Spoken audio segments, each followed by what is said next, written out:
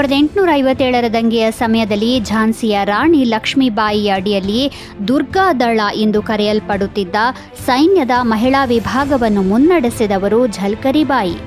1858ರಲ್ಲಿ British ಪಡೆಗಳು ಝಾನ್ಸಿ ಕೋಟೆಯ ಮೇಲೆ ದಾಳಿ ಮಾಡಿದಾಗ ರಾಣಿ ತನ್ನ ಮಗುವಿನೊಂದಿಗೆ ಅರಮನೆಯಿಂದ ತಪ್ಪಿಸಿಕೊಳ್ಳಬೇಕೆಂದು ಝಲ್ಕರಿಬಾಯಿ ಸೂಚಿಸಿದ್ದರು. ಝಲ್ಕರಿಯವರು ರಾಣಿಯನ್ನೇ ಹೋಲುತ್ತಿದ್ದ ಕಾರಣ ಅವರು ರಾಣಿಯಂತೆ ವೇಷ ಧರಿಸಿ ಸೈನ್ಯವನ್ನು ಮುನ್ನಡೆಸಿದ್ದರು.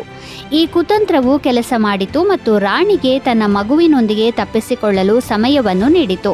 ಝಲ್ಕರಿಬಾಯಿ ವೀರಾವೇಶದಿಂದ ಹೋರಾಡಿ ಅನೇಕ ಬ್ರಿಟಿಷ್ ಸೈನಿಕರನ್ನು ಕೊಂದಿದ್ದರು. ಆದರೆ ಅವರು ಯುದ್ಧದಲ್ಲಿ ಕೊಲ್ಲಲ್ಪಟ್ಟರೋ ಇಲ್ಲವೋ ಎಂಬುದು ಮಾತ್ರ ತಿಳಿದಿಲ್ಲ.